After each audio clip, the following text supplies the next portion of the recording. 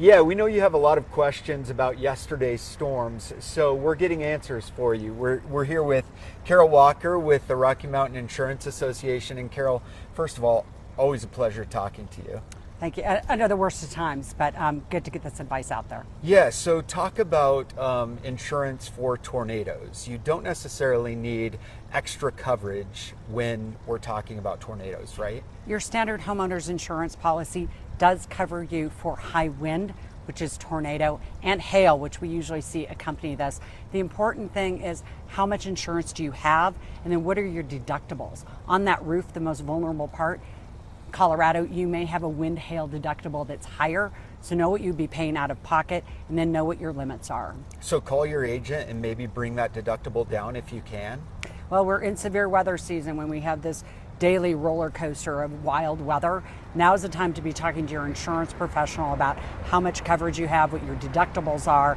You likely have coverage, but how much? Are we likely to see premiums go up as a result of yesterday's events, or not necessarily? So one storm will not directly impact what you pay for insurance.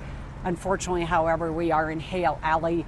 We do get high wind damage, so that is something that you pay for through your insurance premiums, but just filing a claim or this one storm isn't going to directly impact what we pay in premiums. Those are based on patterns and trends over time. Unfortunately, that is our pattern in Colorado. All right, one final question, Carole. We're getting a lot of comments and questions about contractors already showing up, knocking on doors, calling people in those sort of zones that saw this destruction.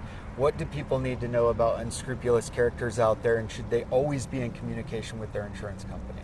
Unfortunately, with storm season comes scam season, and these storm chasers that see a high profile event and go prey on vulnerable people who've had something bad happen to them, victimize them twice.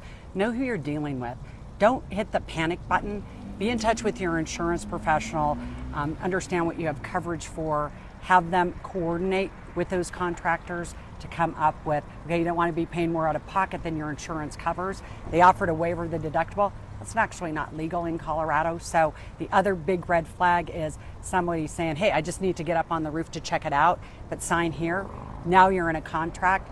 The reputable roofers don't need to go door to door, especially after a storm. So just make sure that you're working with a reputable contractor. We have a lot of resources, and your insurance company is a resource as well to help you figure that out. So don't panic, don't sign anything you don't need to, and always be in communication with your insurance company. Best rule of thumb. Sounds great. Thank you, Carole. Thank you for your time.